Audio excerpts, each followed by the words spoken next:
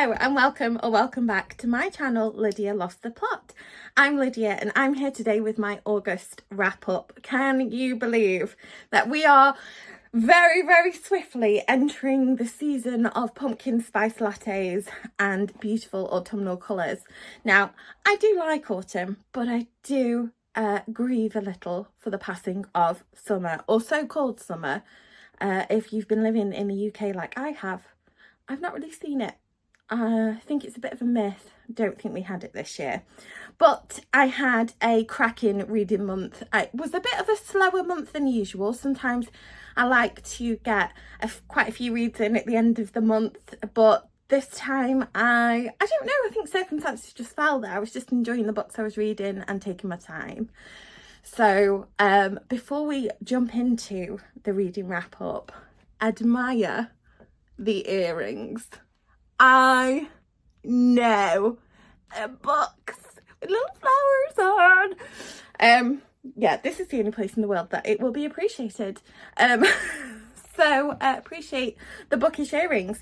But the first book that I managed to get read in August was Soldier Sailor by Claire Kilroy. Now, this was part of my little mini project of reading all of the books for the Sky Arts Book Award, and there were only 3, so it wasn't hard.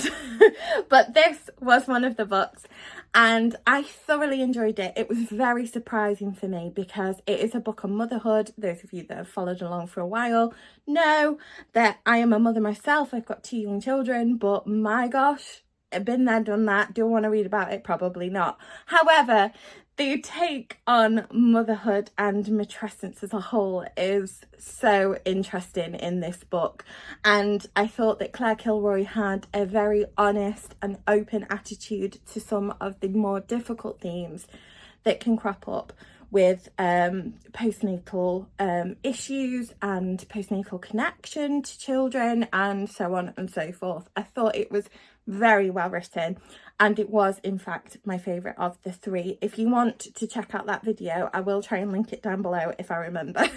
If not, just search it on my channel. But yes, thoroughly enjoyed this. Thought it was really punchy, had a lot of depth, had a lot of character. Did wish around for a little bit too long at the end, but I'll give it that. That's okay. The next book I read was also part of the Sky Arts book reading, and that was Paul Murray's The Bee Sting, a behemoth of a book. You could kill someone with this book just by sheer force. However, inside it's very delicate and beautiful, and the writing is lovely. It's a multi-person narrative told from the perspectives of 4 members of the same family, and it has a lot of time jumps. It has a lot of nostalgia, memories, choices being made. So it's really good. It's just so long. And the only thing that I found difficult was I thoroughly enjoyed it. And I've spoken about this before, and a lot of you said it resonated with you. But I would pick it up and absolutely race away with it. It was brilliant. But then I'd put it down and not want to pick it up again. And I don't understand that. I was like, why is it not making me want to read it more than it is? And so that, for me, it kind of took away from the reading experience because it felt in parts like a slog, and it wasn't when I was actually reading it. That makes no sense at all. I understand that, but to me, it makes sense, and I'm sure to some of you it will chime. But I did think that this was a brilliant book. It's again another beautiful piece of Irish writing. We are being treated at the moment. And I felt that despite what I might have said about not wanting to go back to it and struggling to get into it, I actually really connected with the characters and the ending. The ending is worth the 500 pages. Honestly, I mean, I can't talk about it without giving away spoilers, but if you've read this, please DM me over on Instagram at Lydia Lost the Plot and tell me what you thought, because I need to talk about it. I really do. It's actually terrifying that I can't say anything. It's so hard not to spoil it, but I'm not going to. So if you have read this and you do want to chat about the ending, do hop on over to Instagram and please tell me your opinion, because I need to know. Avoid the sounds of motorbikes, so just pretend that's not happening. The next book that I managed to get to in August was Portrait of the Alcoholic by Kaveh Akbar. Now, Kaveh Akbar, you know, is the man of the moment. He's my best friend. I adore him. I adore his writing. He is the author of Martyr, as you know, one of my favourite books. It was shortlisted for the Waterstones Debut Fiction Prize. That's where I stumbled across him, but it's also been listed on the New York Times Best Books of the Year so far list. It's incredible. And so when I found out that he had written a poetry collection, or had written poetry before his first novel, which is Martyr, I had to grab a copy. And it's just a little volume, and some of the poems in here are just phenomenal. Now, as you can tell by the title, it is about alcoholism and addiction, and it's something that I find absolutely fascinating. It's a subject that I like to read about, and there's a heck of a lot in here that I made ridiculous amounts of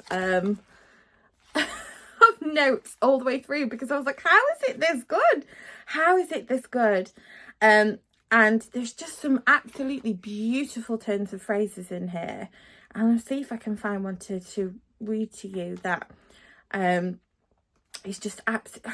And the thing is, this is amazing. Listen to the start of this poem. It's called Do You Speak Persian? And I won't read it all, but I'll just read this. Some days we can see Venus in mid-afternoon, then at night, stars, separated by billions of miles, light travelling years, to die in the back of an eye. To die in the back of an eye. Like how do you find those words? And it's just so phenomenal. I've already read it maybe 3 times. And at the end, I did just write bloody genius, because he is.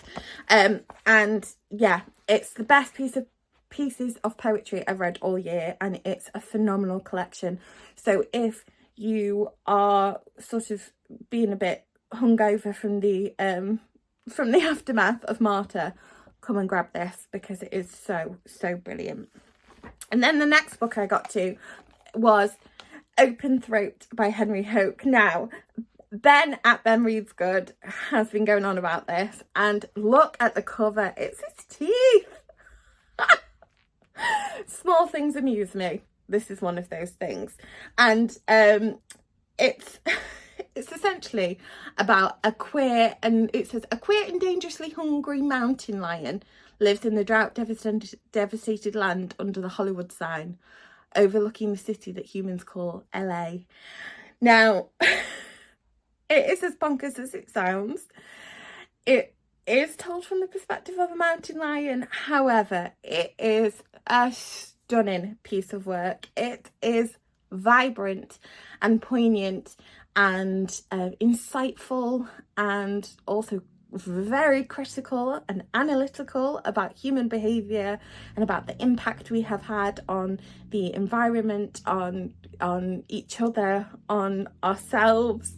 It's just absolutely incredible, and I loved every single moment of this. Now, it's not a particularly long book, and it's sort of told in these like slightly staccato, almost vignette style, which I love. Some people hate it. Yes, it doesn't quite stick to a narrative structure in a traditional sense, but it's so good, and I just loved being swept away with it. I literally devoured it in one sitting, and I just thought, this is just something I've not read before. And how brilliant is it that we're getting stories, and we're still getting stories that we feel like we've never read before, and we're still getting to delve into different perspectives on universal themes. You know, this is what I read for.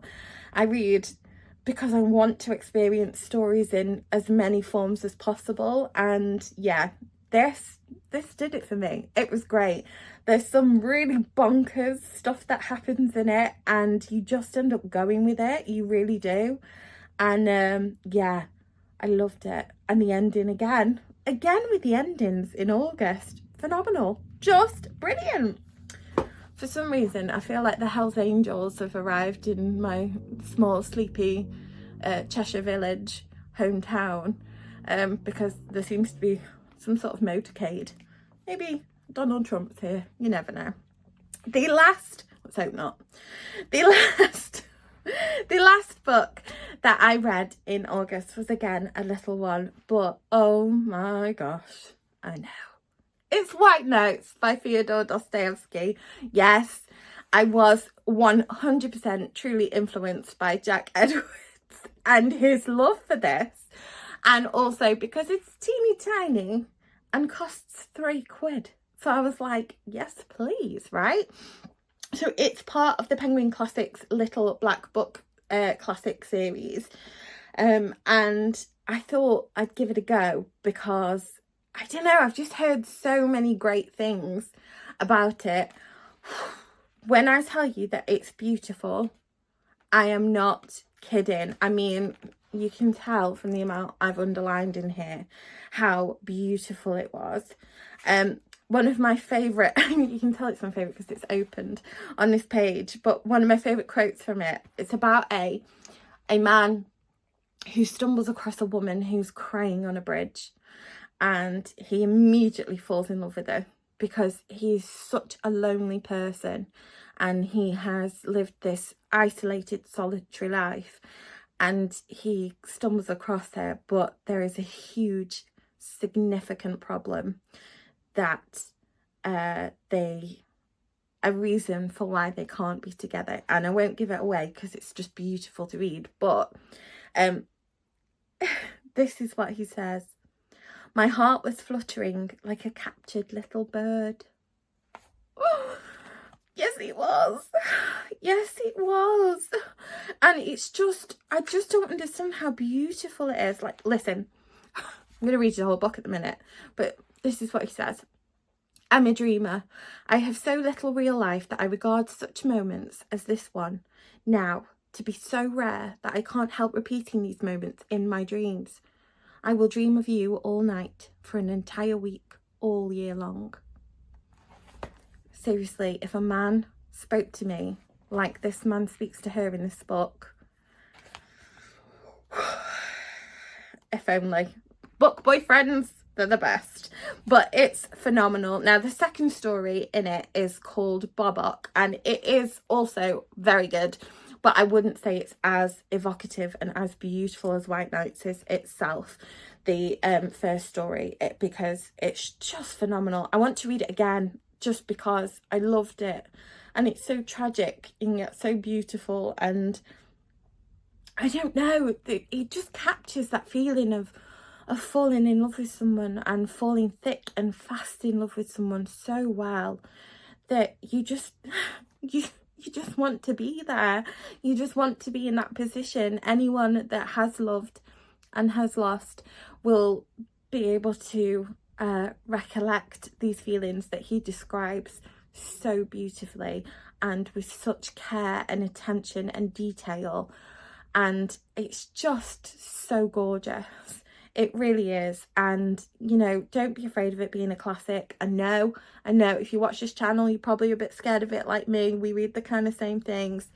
Don't be. Honestly, phenomenal, really easy to read, really relatable and beautiful language without it being difficult to understand or having to make translations. It's just gorgeous, gorgeous writing that details a universal and almost indescribable feeling. So that's White Nights by Fyodor Dostoyevsky, and if you couldn't tell, I really liked it. So that is all of the books that I managed to get read in August. Now, moving on to September, I have a few books books that I'm definitely going to get to. One of them is just within my reach, so I'll grab it because I'm not prepared enough to actually bring stuff, am I? No. It's Fireweather, a true story from a hotter world by John Vaillant. Now, I've wanted to read this for ages. It's just been released in paperback, which gave me book shame because I've had this hardback since it came out, so that's really not good. When it comes out in paperback and you've still got hardback, you need to read it.